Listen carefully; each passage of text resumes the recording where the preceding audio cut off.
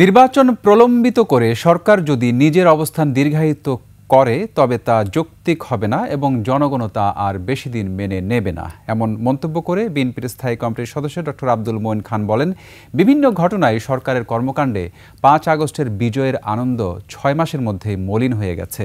আর BNP হাসিনার ফাঁদে পা দিতে চায় না বলেই দ্রুত নির্বাচনের কথা বলছে, এমনটাও জানান দলটির নেতারা। বিস্তারিত মাহিলা ইসলামের রিপোর্টে। Institute for democracy and human rights আয়োজিত জুলাই আগস্টের গণঅভ্যুত্থানের ৬ মাস, ছাত্র জনতা এখন কোথায় শিরোনামে গোলটেবিল বৈঠক। এতে অংশ নিয়ে বিভিন্ন রাজনৈতিক দলের নেতারা বলছেন, বুলডোজার দিয়ে ভবন ভাঙার সুযোগ দিয়ে সরকার নিজেই তার অস্তিত্বকে প্রশ্নের মুখে ফেলছে। আপনি বিরক্ত হচ্ছেন, কেউ কেউ এটাকে ক্লেইম করছে যে আমরাই সব করেছি, আপনারা একদিন কিছু পারেন নাই।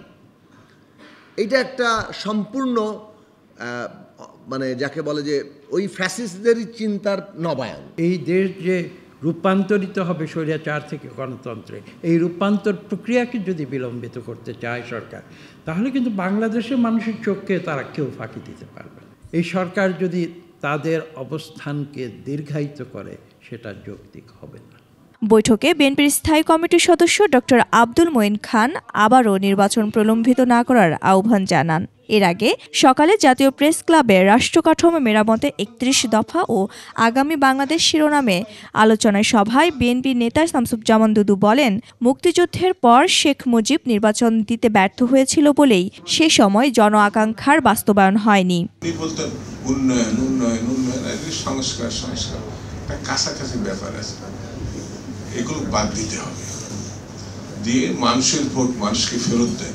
আর অবিলম্বে নির্বাচনের রোডম্যাপ ঘোষণার দাবিতে প্রতীকী অবস্থান কর্মসূচিতে বিএনপি নেতা জয়নুল আবদিন ফারুক বলেন, এই সরকারকে আর কোনো ষড়যন্ত্রের সুযোগ দিতে চায় না বিএনপি। নির্বাচনকে দেরি করে আবার মহিন ফখরুদ্দিনের জন্ম দেওয়ার এই বিষয়গুলো জনগণ বলা ইতিমধ্যেই শুরু করেছে, এটা আমার কথা নয়। আইন শৃঙ্খলা পরিস্থিতির উন্নয়নে শুরু হওয়া ডেভিল হান্ট নিয়েও কথা বলেন বিএনপি নেতারা। ডেভিল হান্ট সময় মতো কেন করা হলো না? মাহিলা ইসলাম, ২১ টেলিভিশন, ঢাকা।